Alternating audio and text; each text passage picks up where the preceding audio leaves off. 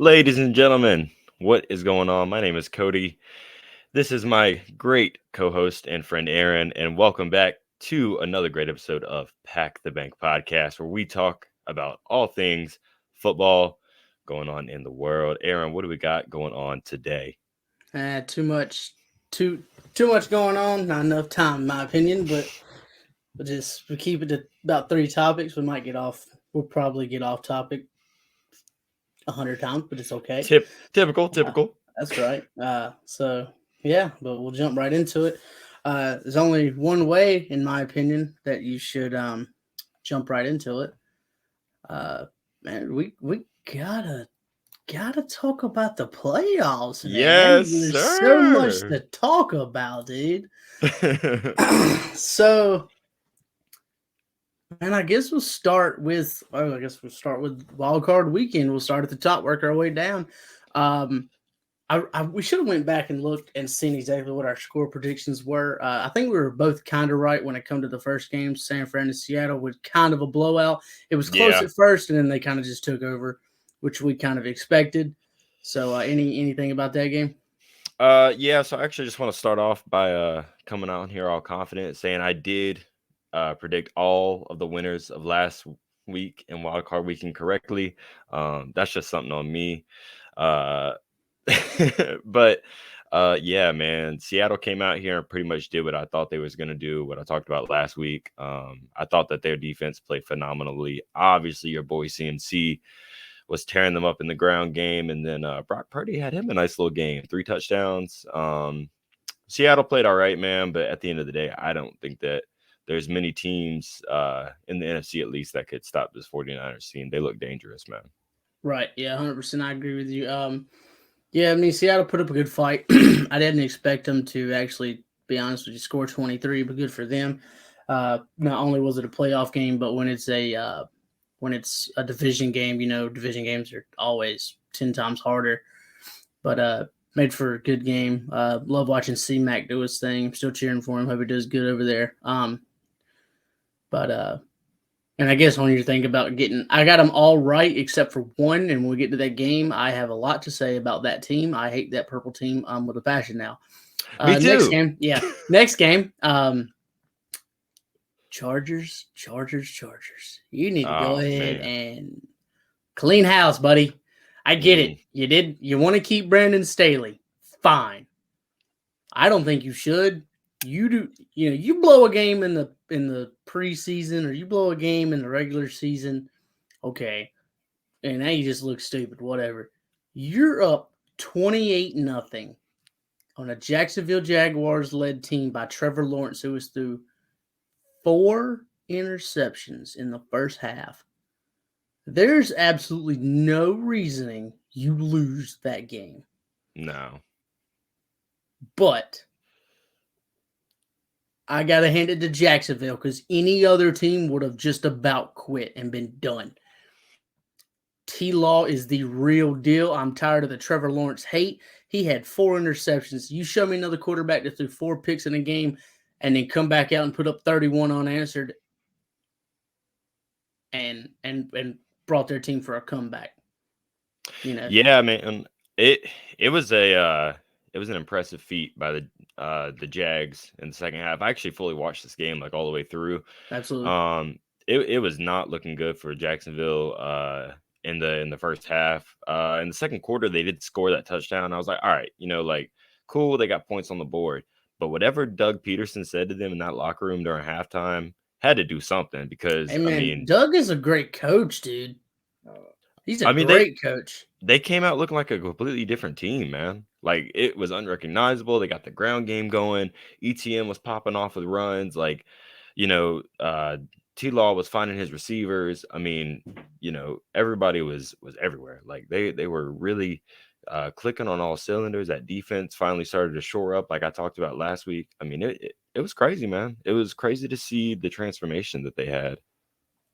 Absolutely, yeah. It was something I've never seen before. I tell you that I think it's third for highest playoff comeback of all time now, or something like that. Tied for Yeah, third, or is third, one of the two. But yeah, great game, Jacksonville. Love me some T-Law. So it's cool to watch him do his thing up there. yeah. I'm glad we Next got that man one right. Yeah, 100%, absolutely. I'd rather see Jacksonville than Los Angeles, to be honest with you. I feel bad for Absolutely. Herbert though, um, but man, get Bills and Dolphins, man. Um, not as way too close when you're playing Skylar Thompson. And I tell you what, the Panthers are interviewing the offensive coordinator, Ken Dorsey from Buffalo, and Ken Dorsey was here. He was the quarterback coach for Cam Newton all them years. Mm-hmm. He was here for the Super Bowl run. Cool, great, blase, blase. I don't care. Uh, dude, I don't know if it's Dorsey calling the plays or if it's Allen throwing the ball, but not every pass has to be a Hail Mary. And I felt like Yeah. every pass, and I don't know if it's just an Allen thing that I've never paid attention to, but watching this game, I'm like, dude, you don't have to throw that thing 35 plus yards every pass. Well, I think about it, and I think the Josh Allen Stephon Diggs connection is similar to what we had when Devontae was in Green Bay, where a lot of Packer fans, if you look and follow what Aaron Nagler says on She Said TV, he references a lot of the times playing hero ball when like you pretty much know that a guy's usually going to come down with a ball if you throw it in his direction. I see that a lot in what Josh Allen and Stephon Diggs are doing. And that's great and all when it works. It's great. Like you cheer and you celebrate, but those couple of times that it doesn't really comes back to bite you. And like you were saying, in a game like this where it was only a 3-point difference to a third string quarterback at the end of it. And that's not to say like, Skylar Thompson is not like a good quarterback or anything. Like he's great. He obviously played out of his mind to even make it this close. However, you know, this is the team that since the very beginning of the season, I mean, since freaking what, August, maybe July, people were like, yeah, the Bills are going to win the Super Bowl. They're pretty much number one on everybody's board. Yeah. I mean, but you're not After going to win everybody like found out this. that the Rams fell off, yeah. Yeah. But So a little bit disappointed out of Buffalo. We'll see what they do against the Bengals yeah. this weekend, but I'll be completely honest with you, that Bengals defense is better than the Dolphins is. So, if they come out here and play the same offensive game that they did this week, I don't know if I like Buffalo. Yeah. Next game, man, you know what? I'll let you take it. Man, oh man. Hey, listen, if there is one thing that I love more than seeing the Green Bay Packers win on any given Sunday, it is seeing the Minnesota Vikings lose. They came out there and exactly what I thought was going to happen in this game happened. Daniel Jones had a great day passing the ball. Saquon Barkley came back to his rookie to sophomore season form where he's running the ball nicely. He's getting downfield. He's making those plays in the backfield that he needs to. I mean, that defense is standing up. And of course, primetime Kirk showed his ugly face again with the game on the line at the end of the game. To get 8 yards, you throw a 2 yard little And pass. and and and with that pass, it's like, everybody's like, "What's the play call?" Okay, the play call was maybe that.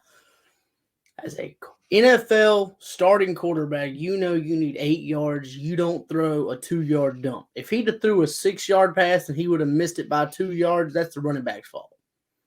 Look, You throw a 2 yard dump on an 8 yard gaining that you need.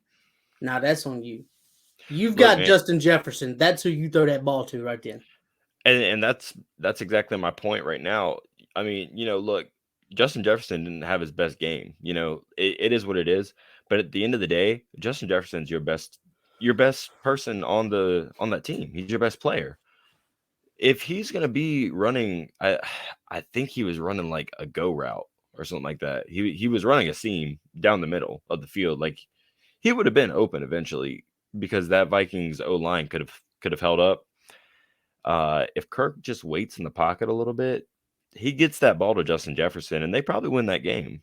But once again, like I was telling you last week, and I don't know why people don't believe me when I say this, primetime Kirk is not the quarterback that you want back there because he chokes in big situations. It happens That's the same again and reason again and everybody's been again. calling him 1 o'clock Kirk for a reason, man.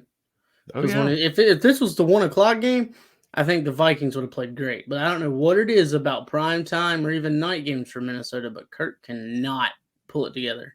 Well, he gets tired. You know, last week on the podcast, we talked about how he's a walking dad joke. He gets tired, man. Yes, You know, six yeah. o'clock, 7 o'clock rolls around. You ready to go to bed? That dude's ready for his hot chocolate, nighttime, man. Well, don't worry, Kirk. You're at home this weekend, buddy. You can sleep in all you want. I mean, you Uh, know, the players got Gatorade in their bottles. He's got NyQuil. yeah, So my man's got the mixture, man. That's awesome. Next game, man. Be honest with you, I wasn't impressed by either team.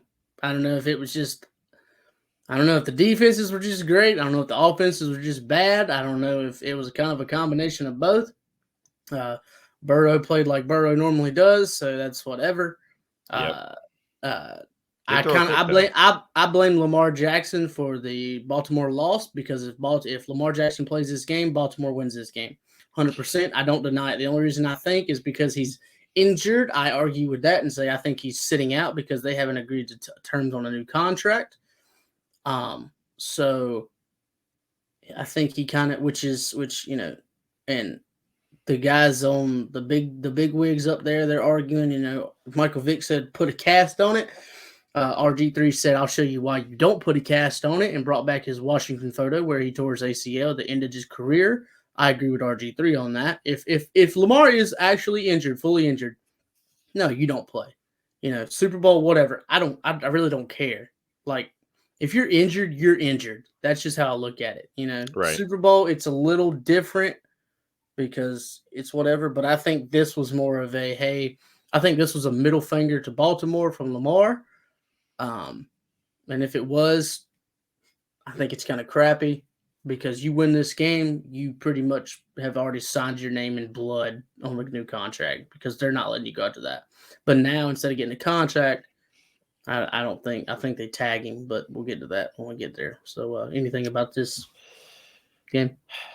Yeah, I watched this game too. I'll be honest. I think probably the best thing that came out of this game was seeing Tyler Huntley play because I'll be completely honest with you. I don't think a lot of people understand in Baltimore, if you're a Ravens fan, that if you have Tyler Huntley, you have maybe a less fast version of Lamar Jackson. I mean, to me, he was very poised in the pocket. He read his receivers right. I mean, he really played very well in that game. And I'll be completely honest with you, I was pretty much the same way that you were, where I was not impressed with either of these teams defensively.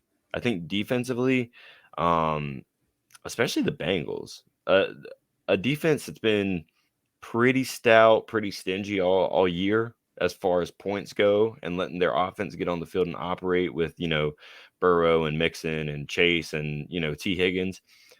I I just wasn't impressed, man, and that's why we'll get there, but we're going to talk about the Bills Bengals game. I think it's going to come down to whoever scores first.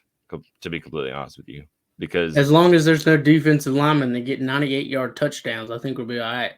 yeah, that's correct. That was insane, and that was awesome to watch. Yes. So yeah. But on that note, if Tyler Huntley doesn't reach for that and he just follows through with the QB sneak and everybody in the trenches is putting a hat on a hat, so to speak, he gets that touchdown and they win that Yeah. game. But Well, it's the I think inexperience. it's the inexperience, but I think it's also from seeing certain quarterbacks in the past that were 6'5", 250, 65 pounds that could reach over the line one-handed and score a touchdown because they were just that big. Not every quarterback is that big, but I agree with you. Yes, you should definitely not reach with that. If with the inexperience and all that too, yeah, combined, absolutely, you don't reach for that. But you know what? It is what it is. Like I said, Lamar's out there. I think they win that game. But Yeah. Well, J.K. Dobbins also said that in the locker room. I mean, on top of him talking about how he didn't get nearly enough touches, which I agree, J.K. Dobbins should definitely get touches because he's proven to be a very good running back in that offense.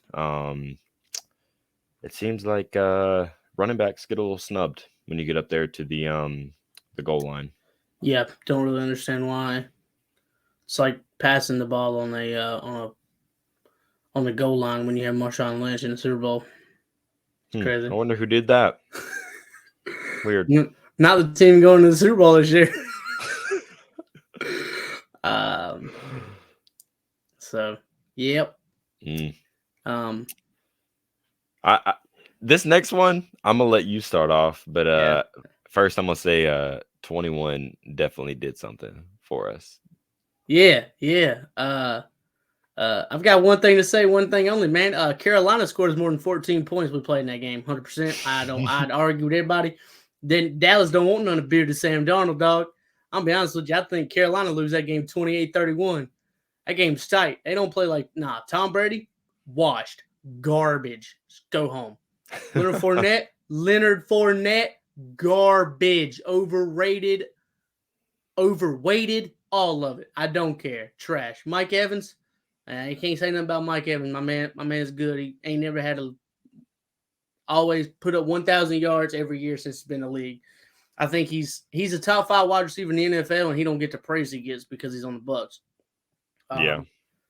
So yeah, that defense garbage. Okay, Dallas is okay, but everybody knows that Dallas is a choke artist. Let's be honest. So, but yeah, so Bucks suck. First round exits. Oh, So absolutely. congrats on that back-to-back NFC South win, buddy.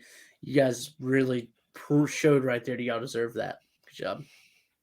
Yeah, I feel like we called this though. I mean, I think that we pretty Absolutely. much said it all last week on the podcast. We don't really have to reiterate. If you want to, check out that episode again, you're more than welcome to. It's episode 1, New Beginning, on our YouTube channel.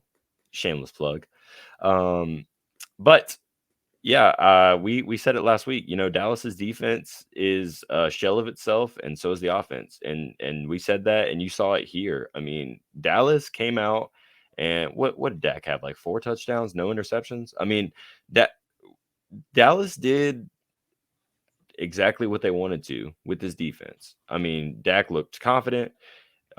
Zeke ran the ball great. Tony Pollard ran the ball great. I mean, there just wasn't a whole lot of, there just wasn't a whole lot of fight from the Bucks, and I think it showed that even though the NFC South's been very weak this year, I think the wrong team got in.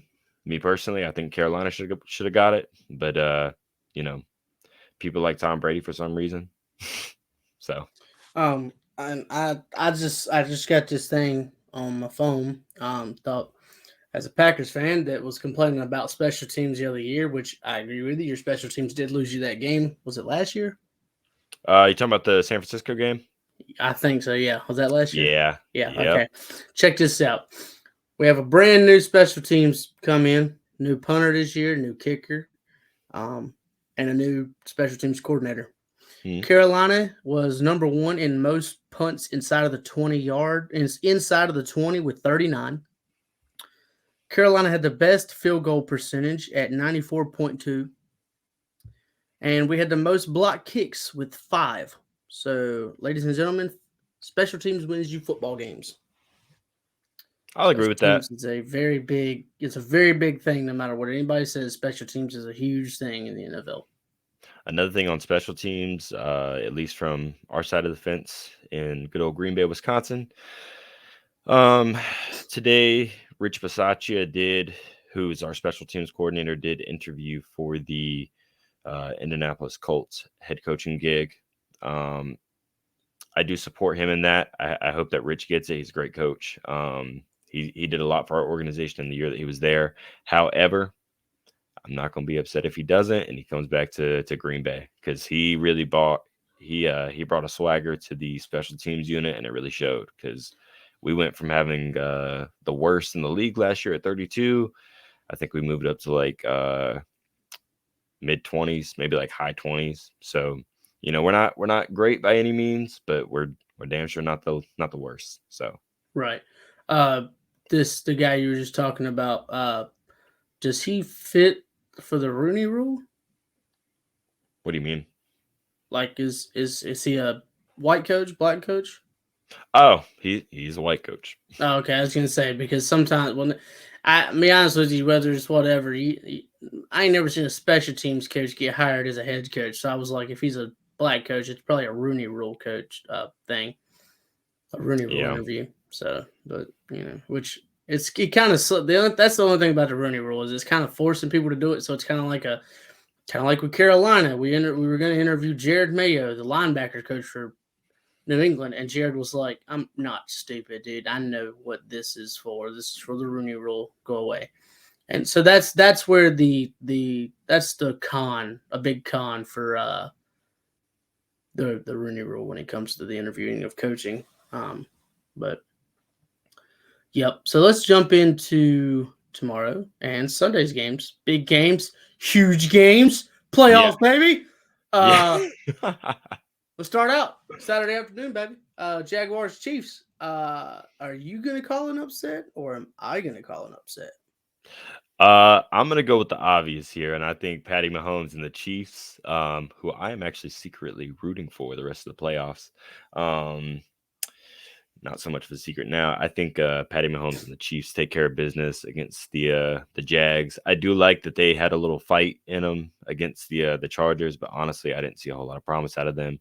I see a lot of promise out of the Chiefs, though. I think they've been solid all year, and I think that they've been hot all year. To be honest, I think they continue that tomorrow. Yeah, I'm not calling an upset. No, we're not. We're stupid, but we're not that stupid. I give you this though. I don't think it'll be a 4 interception game by Trevor Lawrence. If it is, I expect this to be a blowout because you don't throw 4 interceptions or 4 turnovers at all against Kansas City and not get blown out. Because Pat Mahomes is definitely going to take advantage of those turnovers. Uh, Yeah. but I do like Kansas City in this. Obviously, give me Kansas City. Give me a 34-28 victory, Kansas City. What was Yeah, your that prediction? Yeah. Yeah, I didn't make it at the end of that little spiel I had. But that is respectable. I I'm gonna think write this 34. down. Okay. I think 34-28 sounds good to me. I'll actually go the same ballpark that you are. While you're writing that down though, I'll lead us into New York versus Philadelphia. Um, at the 8:15 slot tomorrow. And for this, I have what I think is going to be an upset, and I've got the Giants.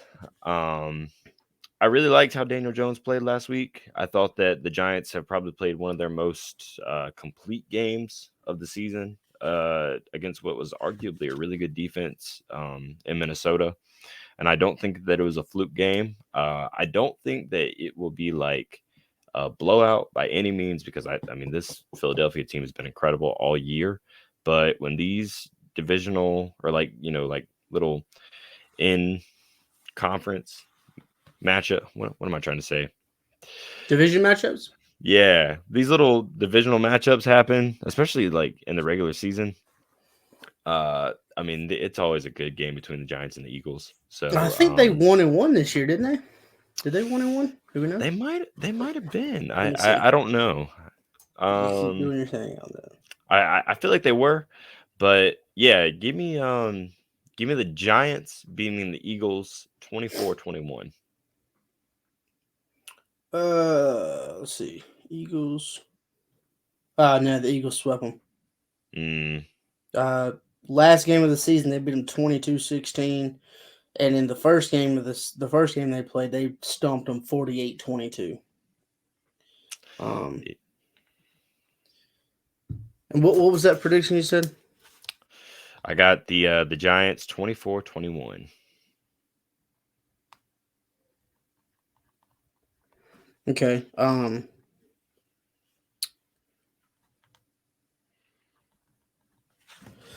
Yeah, man, I want the Giants to win. I really do. I'd love to see Daniel Jones, my boy from Duke, come out and just throw just throw haymakers at Philadelphia and all that. And I can't stand Philadelphia fans. They're too cocky. They have EDP, gross guy. Gross. Gross That's guy, man. disgusting. Just a terrible human being. Get him out of here. Get him Yeah, out of here. yeah, exactly. But yeah, I'm gonna be honest with you, man. I'm gonna take Philly in this one. I'm gonna take Philly. And I think I'm gonna take Philly at a give me a I think they're gonna get AJ Brown kind of hot fast. So give me a 31-17 victory. Respectable. So, nothing against them, but I think that, man, just with Philly is kind of the same way I look at who is it? San Fran, dude. They are just completely built in every which way in every department. Quarterback, you got Jalen Hurts, and that's a big thing though. If Jalen's healthy, they're gonna look good. If he's not, Yeah. it depends on what happens. That's what I worry about, though, man. We don't know because this is the first playoff game Jalen's going to be playing, so I don't know. Right, right. Well, as a Jalen Hurts fan, I hope he does good. I can't. I don't like Philadelphia, but he definitely fits Philadelphia's. All of them. Yeah. They got Miles Sanders, who's a good running back. You think wide receiver, you got AJ Brown. You think O line, you've got Jason Kelsey. You think D line, you've got Hassan Reddick and Jordan Davis and all of them. You think linebackers.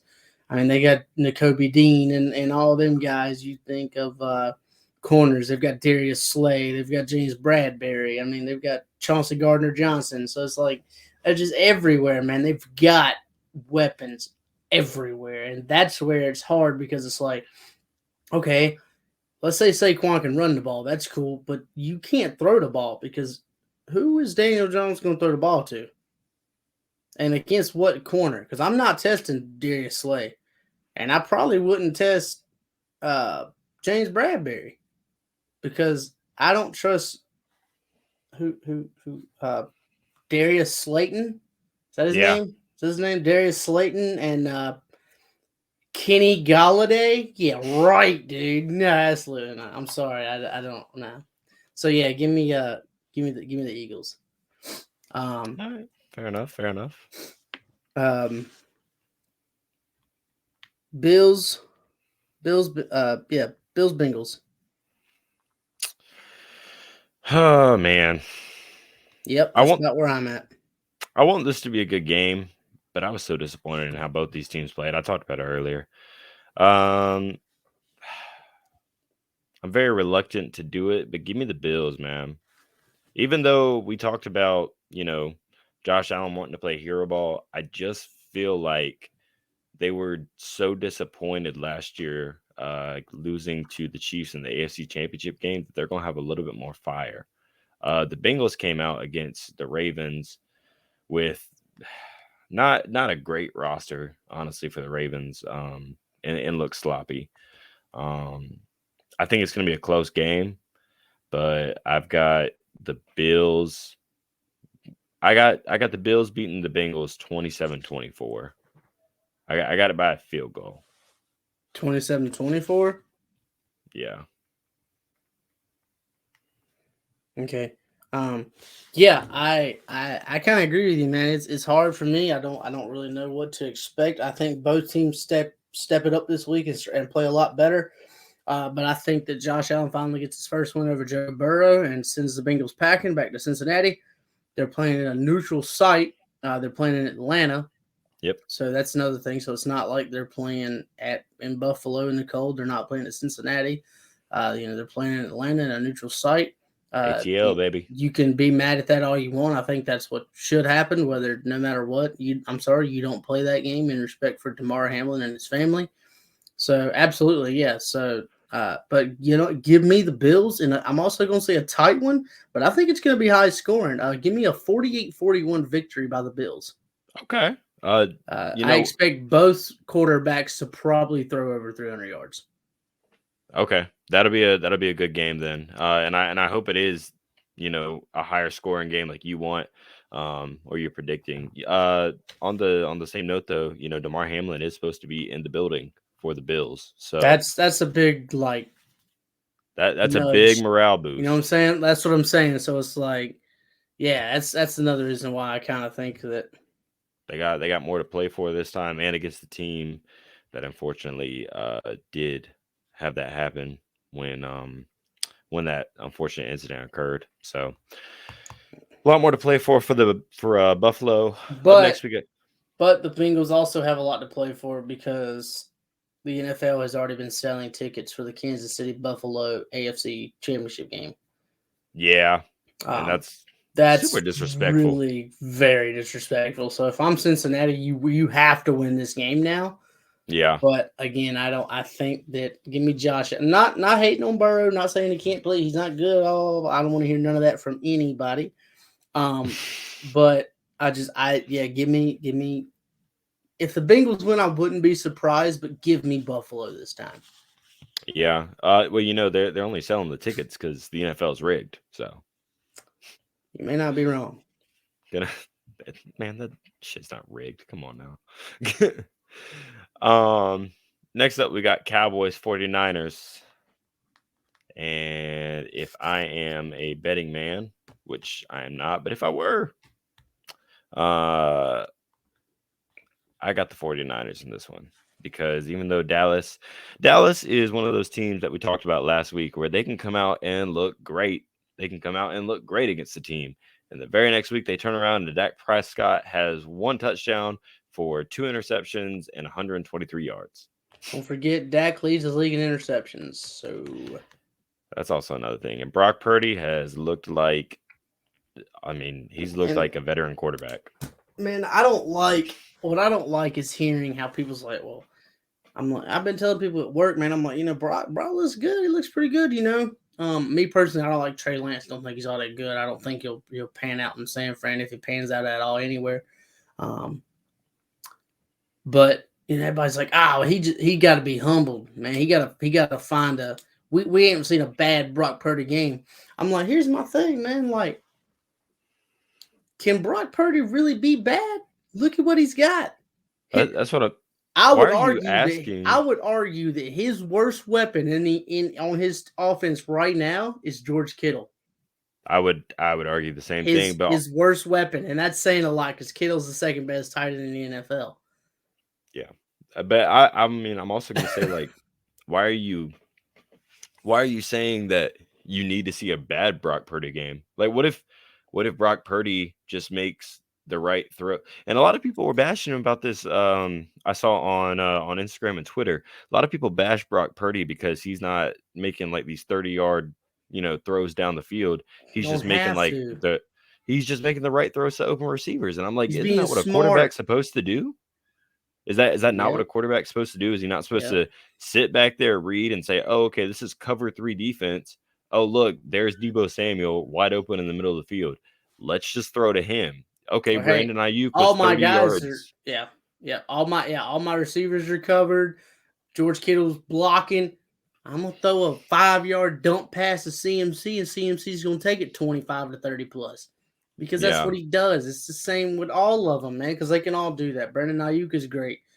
George Kittle's great. CMC's great. Debo's great.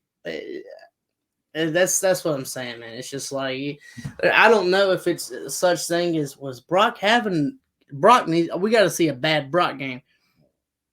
What if this isn't and as a rookie, this isn't his. He's not at his peak yet. So if this is how he's playing now, Brock Purdy could be very good in the future. he could be But pretty good. will Sanford okay? But will San Fran? If San Fran wins Super Bowl this year, even if they get to the NFC Championship game and lose, and it's not Brock Purdy's fault, I see no reason whatsoever that anybody starts over Brock Purdy next season. Because Brock Purdy didn't lose that game. Brock Purdy didn't lose that position either. I agree with that. I think Brock Purdy is proving that it doesn't matter. Once again, he's proven it does not matter when you get drafted. It's what you do after you get drafted.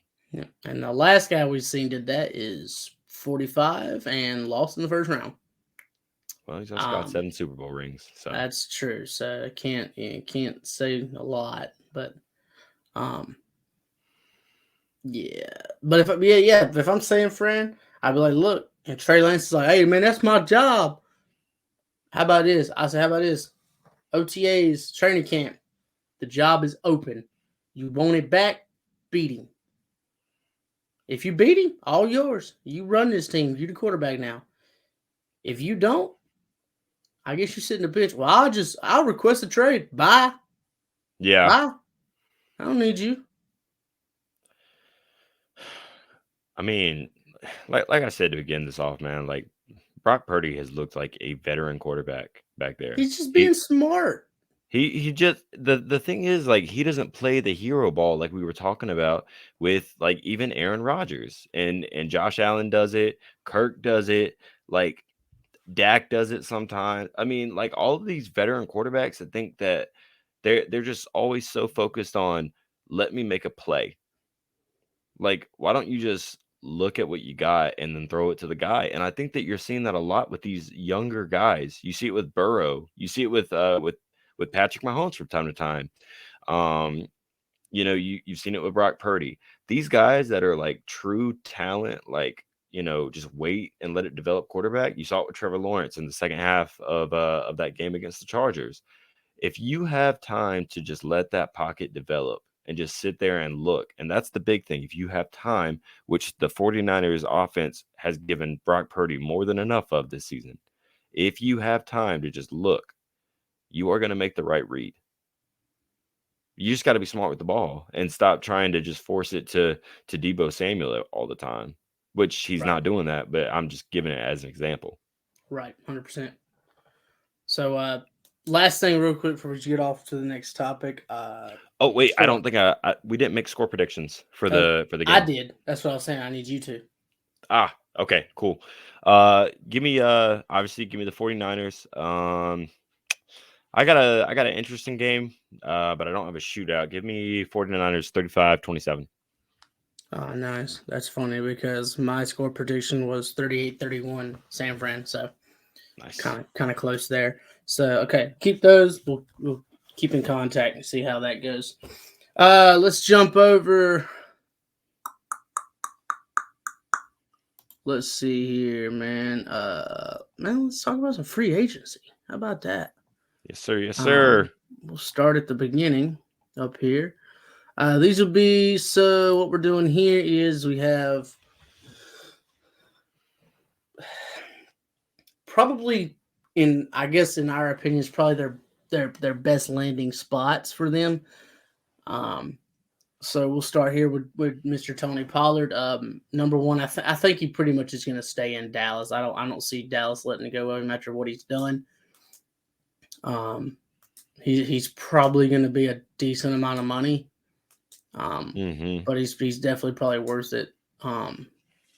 With number two, we've got Carolina.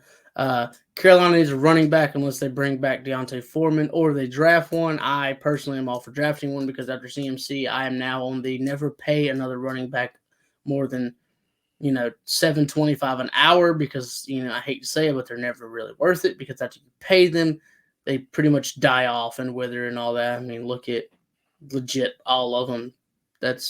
You're looking at Zeke's replacement right now because of after he got paid. Aaron Jones got paid and had a 1,000-yard season still, so must not happen in Green Bay. Give it time. Give it time. Give it He time. only gets better. He only gets better. Give it time. Maybe you broke the curse. Fear the sombrero. Maybe you broke the curse. No curses here. Okay. Except for Rodgers. I'm about to say, yeah, let's not talk about no curses there. You get a QB curse about holding chokeholds on your organization.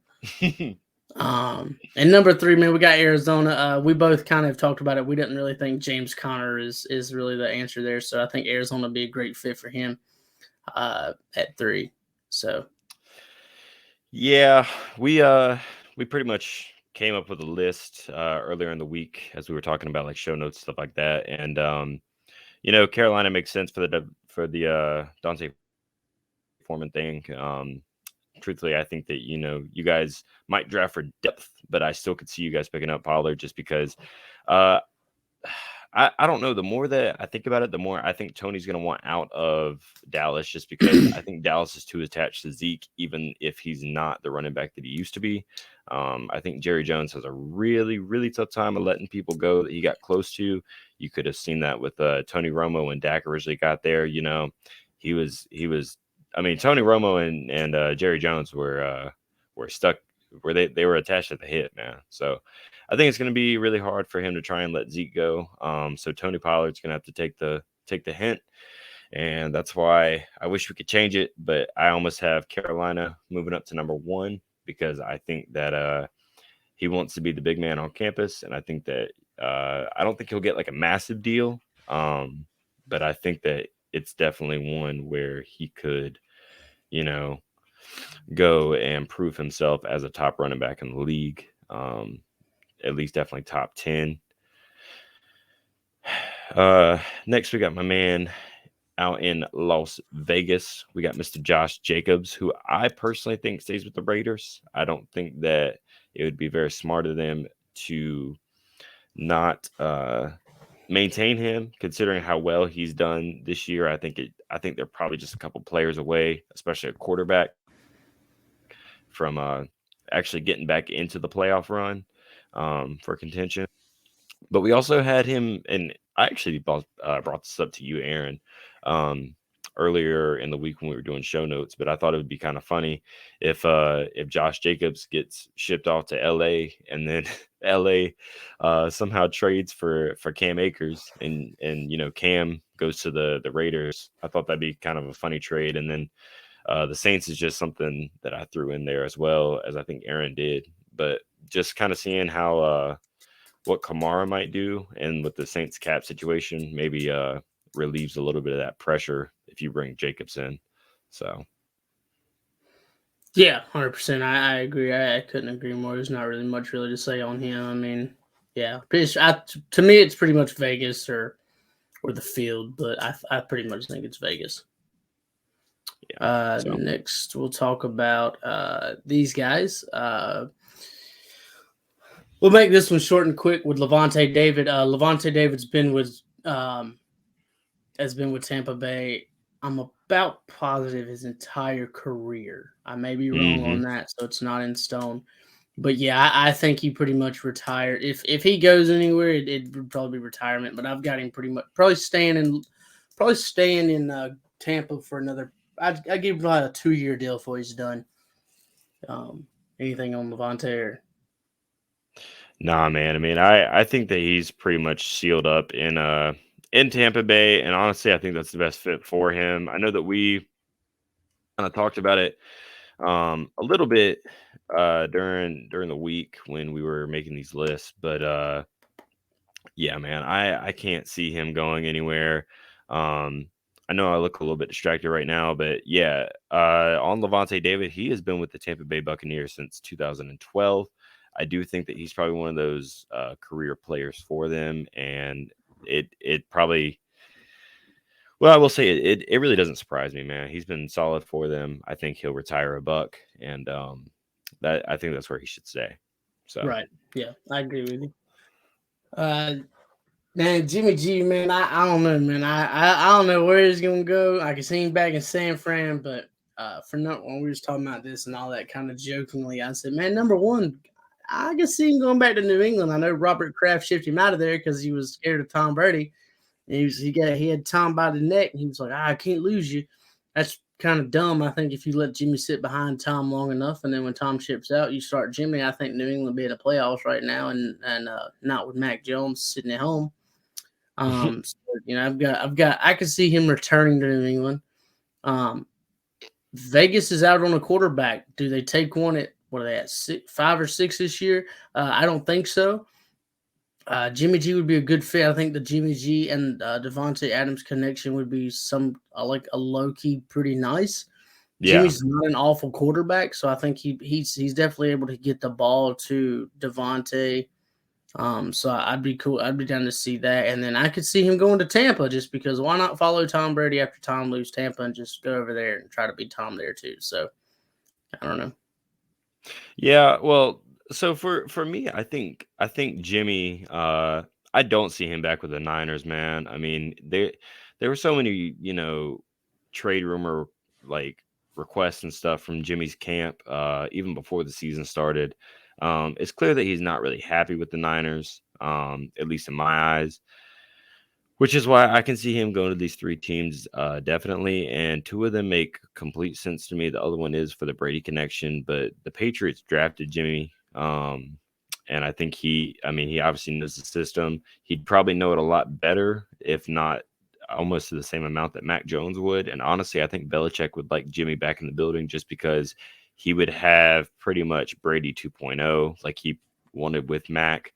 Um, and then the Raiders, obviously, you got Josh McDaniel. So once again, you got the Patriots connection. Um, is McDaniel a bad head coach? I don't know. I want to say yes right now, given the season that he had, especially with the weapons that he had surrounding that team. Um, just a very disappointing season. But maybe like a couple teams that we got. Um, that we talked about last week. Maybe they're just a quarterback away, and maybe Jimmy G's their guy. Yeah. He's not a bad quarterback by any means, but we'll see. And then, like I said, the Tampa thing doesn't really need any more harping on. I think maybe he just kind of wants to go down there, see what he can play with. But yeah, I don't see him being a Niner, but I don't maybe. either, really. Who we got next? Who we got next? Next, man, we'll jump over here with James Bradbury. On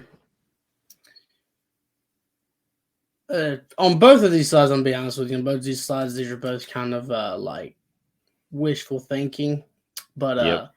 I'd like to see James come back, and even Cody had harped on it earlier this week that James coming back to Carolina would make sense. Dante Jackson be our cornerback 2, or then would be cornerback 3. We really need to depth. C.J. Henderson, Keith Taylor. They're really not. They're not the answer. Josh Norman was a one and done, literally a one and done game guy. He wasn't nothing. So James has been playing pretty good even since before when he was in Carolina. He wasn't awful, but then he got better as he progressed through his career. So bringing him back to pair up with J.C. Horn would be nice. Out to Detroit, man. Detroit's not. They don't have the greatest of defensive back rooms. So I think James would be great for someone to Jeff Okuda to look up to Mm, get pointers from and stuff, because I think Okuda had a decent season, but he needs to be better before uh, they label him as anything other than right now as they're labeling him as a bust. And then I can see him returning back to Philly just on a cheap couple, maybe a 2-3 year deal before he probably retires. yeah.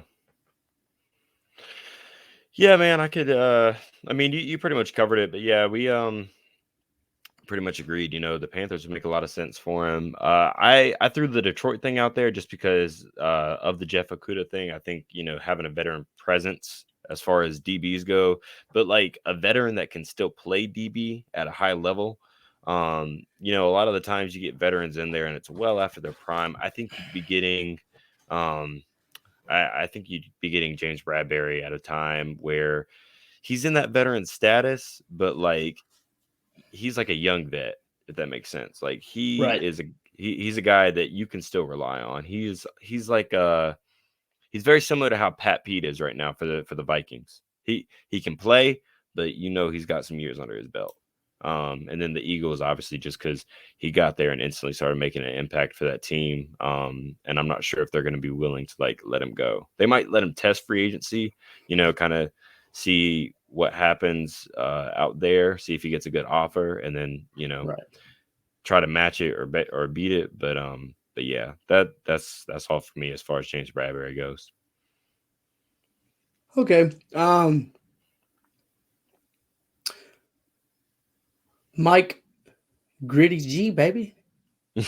Um, I the dumbest thing Miami could do this offseason is probably let that man go. Great tight end. I'd love to have him. That's why I've got Miami at 1, because I think that's where he stays. But if he doesn't, please God, I'm pounding the table for Mike Gesicki to come to Carolina, because we need a tight end bad, and he is probably my favorite tight end other than Travis Kelce in the league right now. And then I'll let you take the Green Bay part of it, since Oh, You think I'm a Packers fan? Okay, cool. Yeah, man. I think Mike Gesicki would be great for us, and the big reason is because like we don't know what's going to go on with Robert Tunyon this offseason, and obviously we have an older veteran in Mercedes Lewis and Josiah DeGuara, where while he is a great tight end for us, I'm not gonna say great. He's good. Um, I think that if we could get, that stretch the field guy, that long pass catcher that maybe we've been missing for a long time, since personally we had Jermichael Finley back in the early 2000s. I think that it would really make a pretty big impact on the offense. That way we give guys like Christian Watson and Romeo Dobbs time to get downfield and actually run routes, and then give either Aaron Rodgers or Jordan Love, depending on who we go with, options to throw to. So, yeah, just thought that Mike Gesicki would be good there. Um, doubt Yeah, I we'll get agree him. with you. I'd like to see him. Green Bay wouldn't be bad for him either.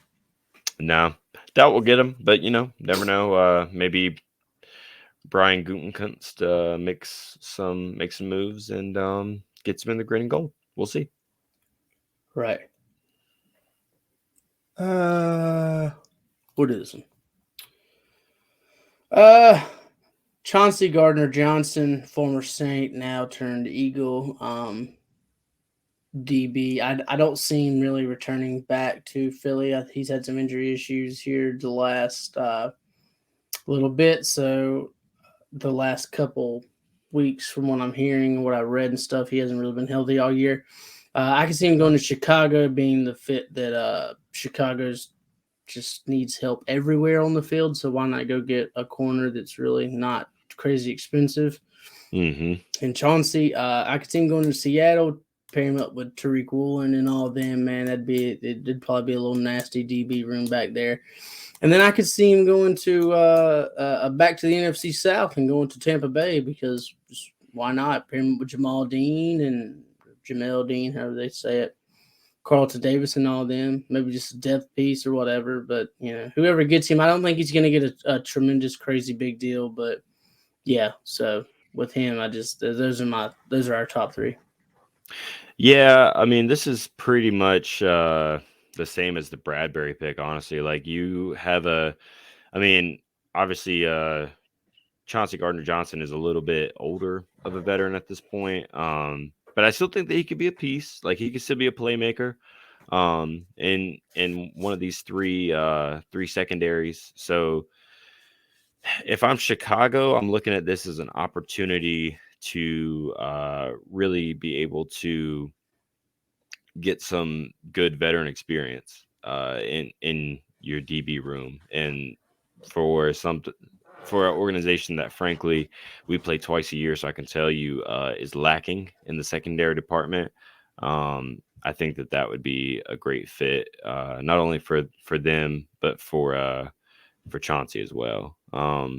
Seattle and Tampa would be great as well, for him, but I really think that he would just be kind of like he'd probably be one of those plug and play pieces. I could even see him maybe like in some schemes making the switch and maybe going to like free safety or something, just to kind of free up, or maybe being like a nickel guy. But you never know, man.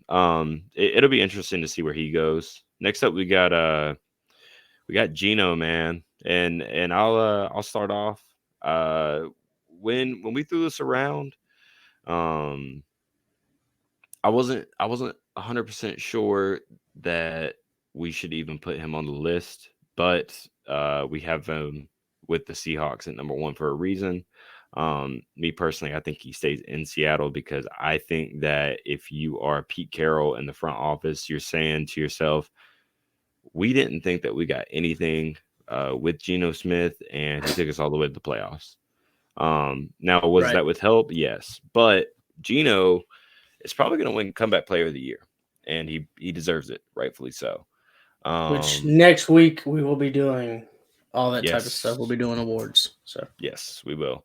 But Gino played great this year. I don't have anything negative to say about him for a guy that has been a career backup. basically, and really came in to an unfamiliar offense and ran that offense with the precision that he did. After losing Russell Wilson, who was the corner piece of Seattle for forever, I think it really reflects well on him and how poised he's become as a now veteran quarterback. Um, we got we got the Colts and the Texans on here just as two extremely quarterback needy teams. However, I think that these two, since they are picking 1-5.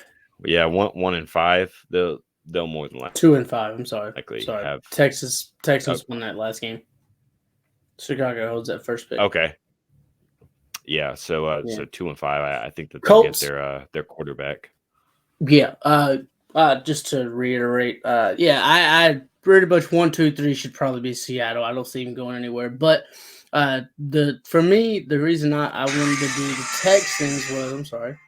The reason I wanted to do the Texans is because you draft Bryce Young or your CJ Stroud, you bring in Geno as a backup, or you bring him in as the starter and you make them sit and learn a year under Geno. Wouldn't be an awful idea. Same with the Colts, pretty much. But the Colts could also use him as a just as a starter and draft defense or draft whatever they wanted to at their pick, or trade back with Carolina, who would need a quarterback, or trade back with somebody else that would need a quarterback also if they wanted to go the Geno route. But yeah, I think that it's Seattle, or it's out of that. I just think it's Seattle. Yeah, yeah, I completely agree. I think it's Seattle all the way, but you never know. This is the NFL, and like they say, it's business. So That's right. Absolutely. that's show business. Next, we have these are going to be fast. These are going to be quick. Um, Jesse Bates, absolutely no reason whatsoever he doesn't stay with Cincinnati. No, pay the man. Actually, Yeah, you know pretty what? much. For both of them, we're just gonna go ahead and say it. Saquon Barkley and Jesse Bates, respectively, to both the Bengals and the New York Giants organization. Pay the man. Pay him. Just go ahead and pay him. You need him. You need him. You need to have him. Jesse Bates is a big name on that Cincinnati team, and Saquon is probably the poster child for New York right now, at least for the Giants, I'd Yeah, say. So yeah, just go ahead and pay him. There's nothing really to talk about with them three. They're them two. The next, the big two. We'll start with Lamar here. Lamar. The only reason that I say that I mean, it may be different for Cody, but for the reason that I say Baltimore wins because they're going to tag him. Um, yeah, they're going to tag him. I don't really see anything else. Number two is a little bit more of a reach, but I could see it happening if they do end up trading him. I could see them trading Tua because they're probably gonna want picks and a quarterback in return. So maybe giving them Tua, maybe Teddy Bridgewater, and then a couple picks. And then just a reach for me was Carolina, just because we've been on this QB carousel. If you're gonna go trade for one that you know is worth something. But it's probably going to cost around the Russell Wilson trade. So for me personally, who's not a fan of trading their first round picks, uh, I would probably just draft me my own guy with Lamar's injuries also and stuff. So that just bothers me with that. yeah. I think that I'm pretty much in the same boat, but I just don't think that the Ravens can honestly look at Lamar and what he's done for that organization already and be like, nope, we're good. You're not worth what we want to pay you. So Right. sorry. Um, Now that is going to come down to what Lamar wants. So, if Lamar is like, hey, like I want to be paid like a top quarterback in the league, as he should, um, then cool. If the Ravens don't want that, then you go find you a team that does. And I think Miami and Carolina would be a great fit for him because I like their schemes. I also think Miami's going to be a great fit for him if he ends up going because they need a guy back there that's confident, that can run and that can actually scan the field and not collapse in the pocket so much, and I really hate to say that about Tua, but given the injuries and everything, I'm not sure how confident Miami is with sticking with Tua, um, because I don't know how much more playing time he has left. Um, Yeah. Carolina is pretty much the same thing. I mean, I think that Lamar would be great for Carolina because he would bring them the same type of presence that I think Cam Newton did, where he's got that swagger, he's got that confidence to be like, hey, look, if I can't make my throw, if I got to force it downfield, I'll just use my legs and I'll just run. And and I think that's the great thing about Lamar, man. I think he stays poised. I think he makes the right passes when he needs to. But at the end of the day, if he's got to take off and use the Jets, he'll take off and use the Jets. Right. Yeah, I couldn't agree more with you. Um, Mr. Brady. Everybody's number one destination for Tom Brady is Las Vegas. So we kind of put that on there just to kind of go with the crowd. But yeah, I could see him going to Las Vegas. But it really just depends on Brady and the age. Is the age finally caught up to him? I could have put 10 different teams on here for Tom Brady for multiple different reasons. Mm-hmm. Number three, we've got I can see him returning to Tampa Bay, but I very seriously doubt it. And then what I think needs to happen and what should happen, because I'm sorry, but his life and his wife and children are more important than his football game. I think he needs to go ahead and retire. Dude's pretty much got the keys to the front door of the Hall of Fame, so you're good. You're gonna walk in. You'll be the first. You'll be the first pre-first ballot ever allowed. So just go ahead and they've already probably made his bust and everything for the Super Bowl or for uh, the Hall Hall of of Fame. Fame. Yeah. So, but I can see Miami. Miami already lost a first round pick for tampering with him the other couple years. Why not actually trade a first and go get him, or why not actually go get him this time? If Carolina Panthers listen to me, if the Panthers somehow pull Sean Payton, I could see Sean Payton wanting Tom Brady for a season and letting Matt Corral sit behind Tom Brady and learn. I'm not for it, but I'm not against it either. So we'll just see how that goes. But those are my three. Those are our three top. I mean, I don't really know how else to go about that. Yeah. I'm gonna be honest with you, man. Like, yeah, the Raiders thing, kind of going with the crowd, but if there's one quarterback that I am for sure should not have came back and played after retirement, it's Tom Brady. Um, as much as I kind of hate to say it, because I think he is the greatest quarterback of all time. Um, I think he's done, man. Like his time has come and his time has passed, and I think that Tom needs to realize that. I understand that you're still going to have that competitive edge about you. I think we all do, at some point in time or at some level, in our lives. But I mean, at another point, you got to be like, I have a wife and children. Like, it is time to put this game aside. I've made all the money in the world. I've got endorsements. He's still going to have the endorsements after he leaves, because Tom Brady is not just a name anymore. It's a brand. TB12 is a brand, and it makes good money. So I just think that it's I think that he Can you probably get needs it to off that retire. I card? could I could see him going I'm listening. with the Bucks, but I could. I mean, I think that I don't think he goes anywhere else. I mean, Right. I think Yeah. Yeah. I think that I'm kind of Yeah. rambling, but Yeah. Man, it's hard with Brady, dude, because it's like just apparently he's gonna take up to two. It's gonna take around 2 months for him to decide. Just dude, decide. I don't care anymore. Just decide. That's how I'm look looking on at it. honestly, yeah, you know what? I'll go ahead and start this because we're going to talk about it eventually, anyways, on the show today. But look, if you are an older quarterback and you have to take months to decide a decision on if you're going to play or if you're going to stay with the team or whatnot, you've already made your decision in my eyes. You don't want to be there. So just move on. Just go. Retire, go to a different team, whatever you need to do to feel like you made the right decision, make it. But don't have the fans wait around and keep,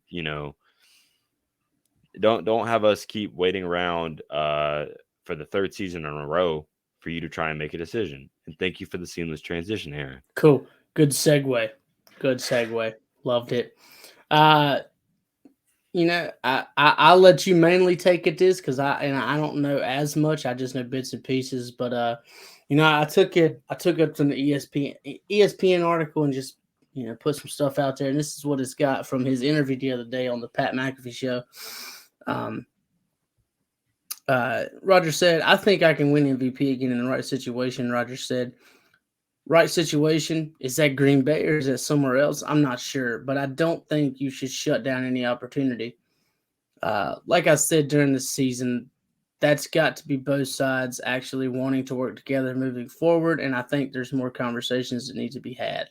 Rogers took several days last week to meet with uh, Gutenkunst. okay, good, yeah, that's a crazy name, dude. I know. LaFleur and the other Packers staff members before he left Green Bay. While Rogers said he had all the conversations I wanted to have, he did not indicate whether the Packers told him whether they planned to reload or rebuild. I think no player wants to be part of any type of rebuild. I said that years ago, Rogers said. Reloads are a lot of fun because you feel like you're close, but you're only a couple guys away. This game is about relationships. It's about the players you play with and count on, even if they don't. Hold on. It's about the players you play with and count on, even if they don't maybe show up huge in the stat book. Okay.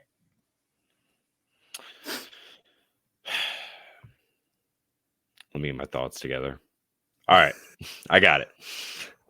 So look, obviously I watch a bunch of Packers TV podcasts, what have you, yada yada yada. I'm about 50-50 right now, right? I think that there's a strong chance Rodgers comes back and this is his absolute last season, and I think there's a strong chance that Rodgers retires. And I'll give you a reason for both. I think that Rodgers comes back and plays one more season because he wants to see what he's really got with these new receivers. I think he's really intrigued by what he had with Christian Watson and Romeo Dobbs, and I think he wants to go out at least in the playoffs, if not in the Super Bowl. We'll get to that in a little bit. I think that what Rodgers is looking at is he's trying to identify the things that he can do on his side, which is honestly a lot because the Packers gave him a lot of that leverage when they signed him to that contract to be like almost pressuring the front office and being like, look, we need to get back into win now mode. Like we need to just reload because he said reloads are fun. He said, the front office every year, and this is part of being a Packer fan that really sucks, is every year we're in it, right? Like we're in it for OBJ. We're in it for Michael Thomas. We're in it for Jarvis Landry. We're in it for those guys, right? Until we're not. Until Brian or Mark Murphy or Russ Ball or one of the guys in the front office is like, that's too much money. But then OBJ goes to the Rams and helps them win a Super Bowl. And I'm like, was it too much money then? Do we not? I mean, what's the narrative around Rodgers that he doesn't want to? That he just wants to make all the money. I mean, like if you maybe fill him in, or you might have filled him in like 5 years ago before any of this happened, and he had that summer of discontent in 2020, that he didn't want to really be there anymore because the front office wants none of his opinions about bringing people in. Which is a very good, which not having your quarterback into these decisions is a great way to start building a very bad relationship with not only the team but the front office and the quarterback when it comes to wanting top wide receivers, and and in 2020, you're drafting in the first round. Yep. You go instead of because I don't know if Rodgers knew y'all was taking Love, but I don't I think don't anybody knew. I don't think anybody did, and that part is where you need to call Rodgers before the draft and go, look, here's our options, and if Jordan Love is there and the couple other guys in front of him we got aren't, we're gonna take Jordan Love, and it's nothing against you, but we want you to teach the kid, and then for when you do end up retiring, we're still in good hands. And I'm sure at the time Rodgers would have been like, you know what? Yeah, fine. I don't care as much. But instead, they didn't say anything and they drafted Love. And Rodgers probably kind of felt a certain type of way, kind of like a certain somebody felt when they drafted Aaron Rodgers without his knowing. And in his press conference, he said, it's not my job to teach that rookie. Yep. And So I have said that multiple times. I think that Rodgers did have a little bit of spite. Now Rodgers came out and won 2 MVPs back to back, which I is think great. that was his big middle finger for draft another quarterback. Yes, and I would have to agree. I think that that was Rodgers' way of saying, "Oh, you don't think that I still have it? Well, watch this." Right. Um, Absolutely. and rightfully so. I think that he absolutely deserved those 2 MVPs because he played out of his mind. But now I think that we're getting to the other 50% of what I was talking about earlier, which is Aaron Rodgers did not look like his MVP self this season. I think he was very indecisive. He looked very nervous in the pocket. He didn't have one game where he threw for over 300 yards. And I'm not That's saying he weird. doesn't still have it, but I'm saying that we saw this exact same thing in the last couple of years of Favre when Favre knew that Rodgers was getting a little bit chopping at the bits, as they would say, and hungry to see the field even more. And I think you're starting to see that with Jordan Love. A lot of players around the league, such as Darius Slay and just players in the locker room, said that Jordan Love looks very poised. He looks very confident. Darius Slay said that at the end of that Eagles Packers game, he said, "I thought that Aaron Rodgers came back out, and it was Jordan Love playing." Um, I think that that's big respect from Darius Slay, a guy that obviously has no correlation with Love, but just seeing what he sees. Now a veteran in this league that knows how to pick off a ball from a quarterback and take advantage of that. Um, I really think that it says a lot about Love. You can say what you want to about the soft coverage that the Eagles were playing. If you wanted to expose Jordan Love, that wasn't the way to do it. Um, Mm-mm. that's just my opinion, but I think that Love's ready. Brian and the front office have said that he's ready.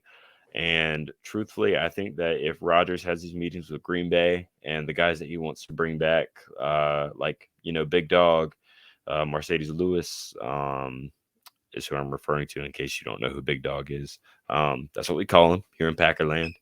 But Randall Cobb, Mason Crosby, if all these guys that Rodgers wants back, the front office is like, look, these guys are veterans, and honestly, we can't really afford it with the salary cap, and we don't really think that they're going to help our game out too much, and we're going to let them go. I think Rodgers goes because Right. he wants that familiarity, but you don't really win Super Bowls with familiarity. You win Super Bowls with players that can get the job done. And even though I think these guys are solid, we clearly have better wide receivers on the roster than Randall Cobb, and kickers are a dime a dozen. So, Absolutely. Yeah. And you're talking about friends and stuff and all these other teammates. So that brings me to this.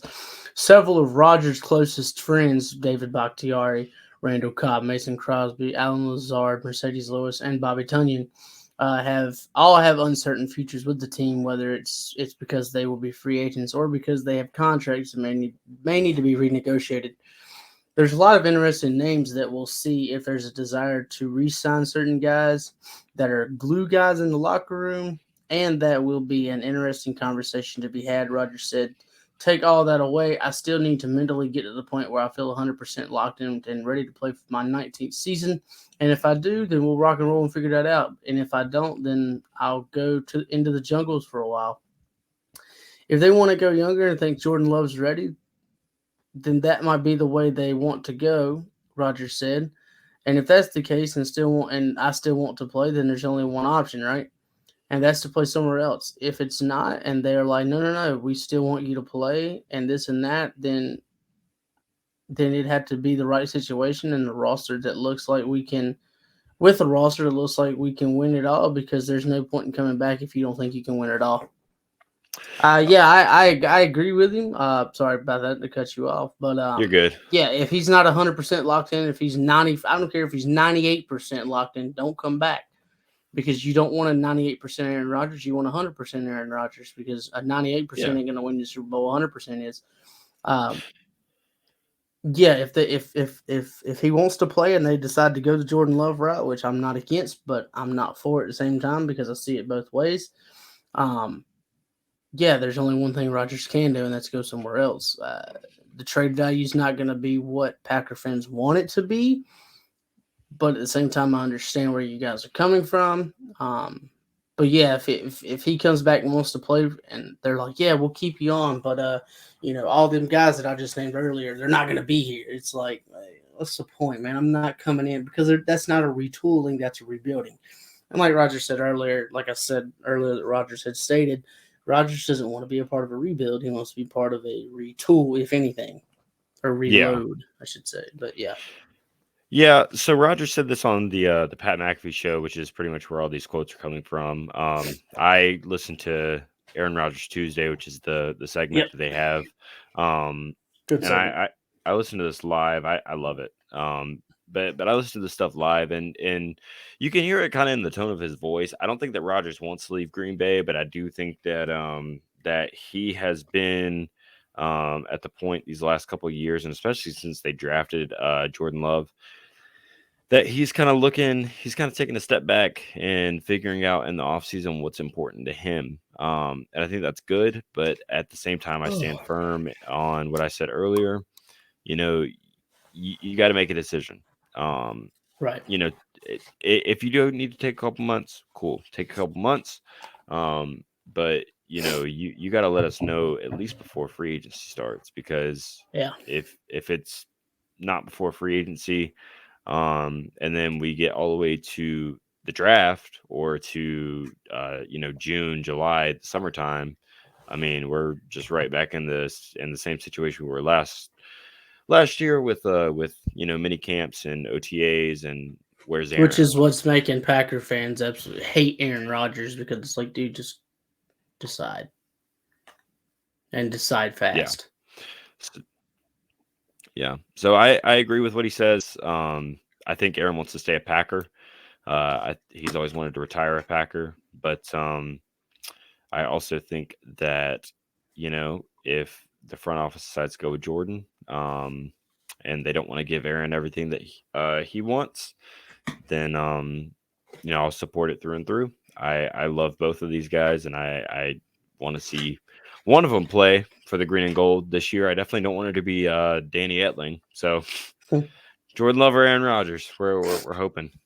Right. And we're going to end this segment with they're not pressing for any type of specific answer, and I'm not mentally or emotionally at that point to give one. Roger said, if I'm asked about it, I'll respond in honesty, but this is not going to be something where I'm going to respond to a bunch of inquiries about what are you thinking this week? What are you thinking next week? It gets away from you. It gets away from it mentally. It's get away from it mentally and emotionally, and then physically as your body starts to come back after a few weeks of TLC, then I think you're in a better frame of mind to contemplate your future. What's TLC? A few weeks of TLC. Tender love and care.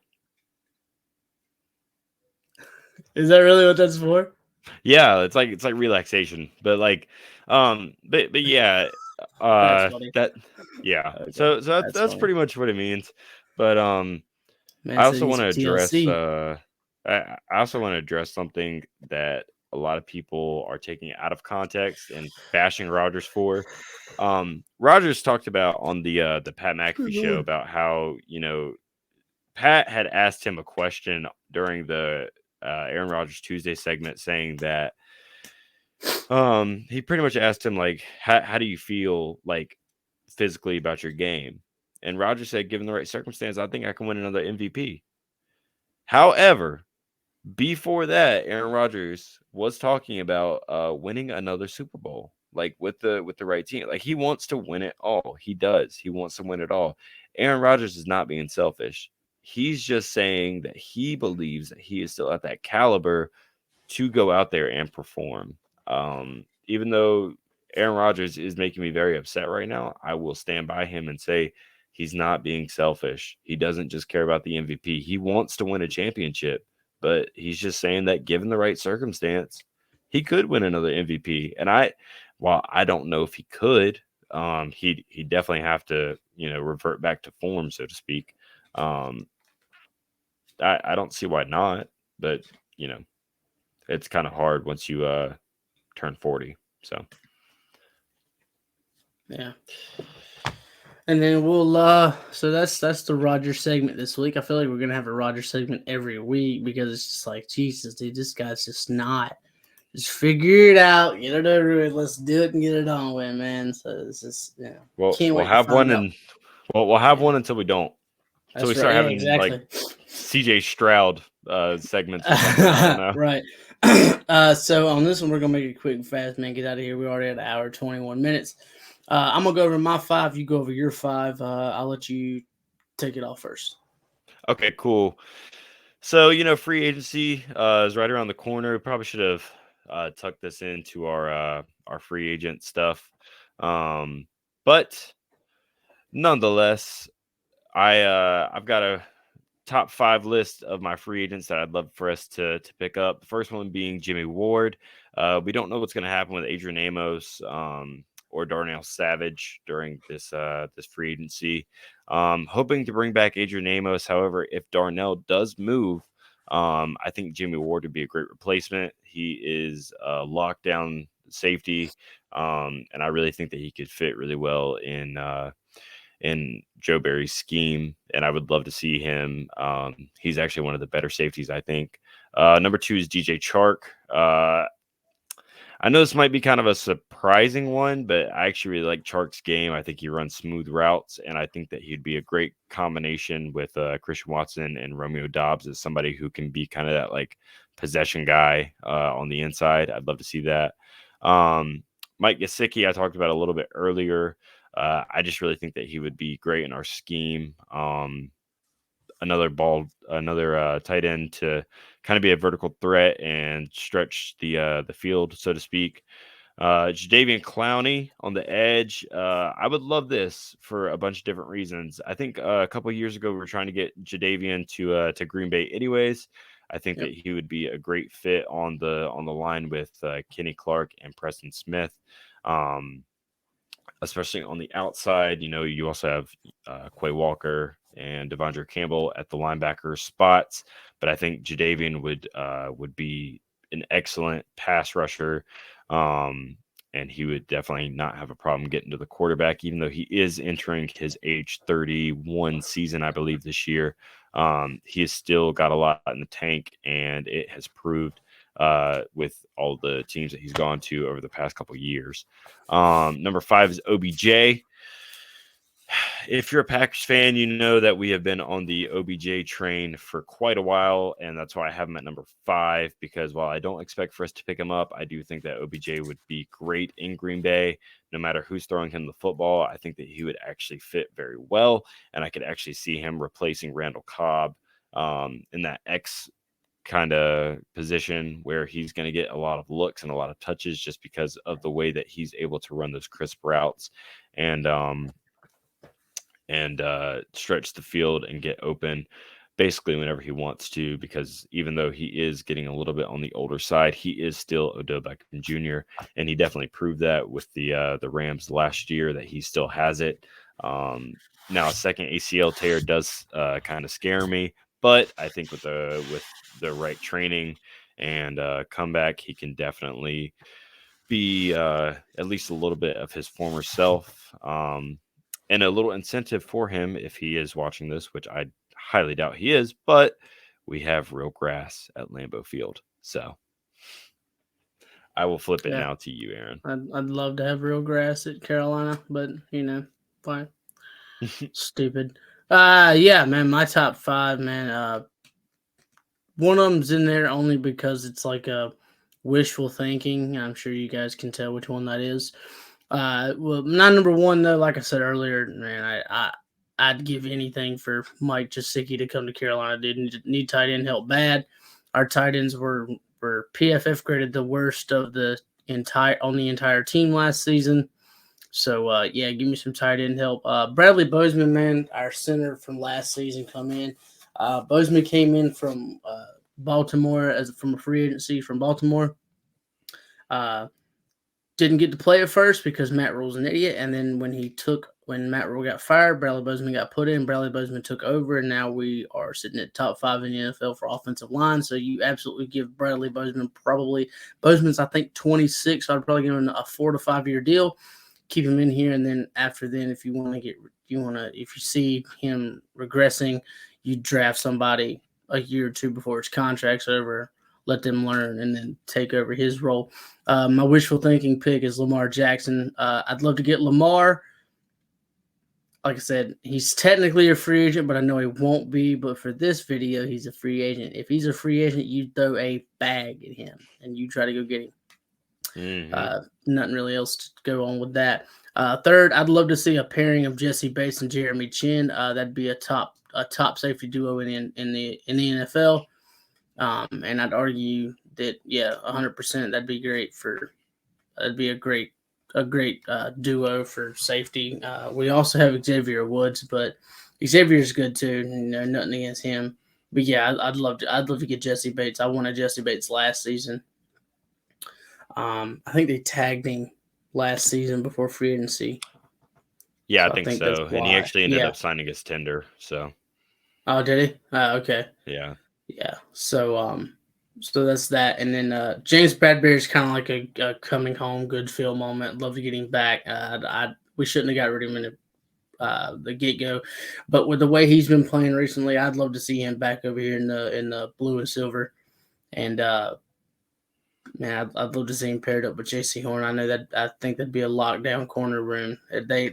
He already is J.C. So is James. So yeah, getting both into, I'd love to get my own little no-fly zone. So yeah, but those are my 5. All right, man. Well, that about wraps it up for us here on Pack the Bank podcast. This was fun. We have a very nice weekend of divisional round football going. Follow us on the socials. Obviously, subscribe to the YouTube channel. Follow us on Instagram at Pack the Bank Podcast. Well, not podcast, but Pack the Bank. Underscores in between Pack and Bank. But other than that, man, we'll see y'all next week. Stay tuned for the outro. Peace.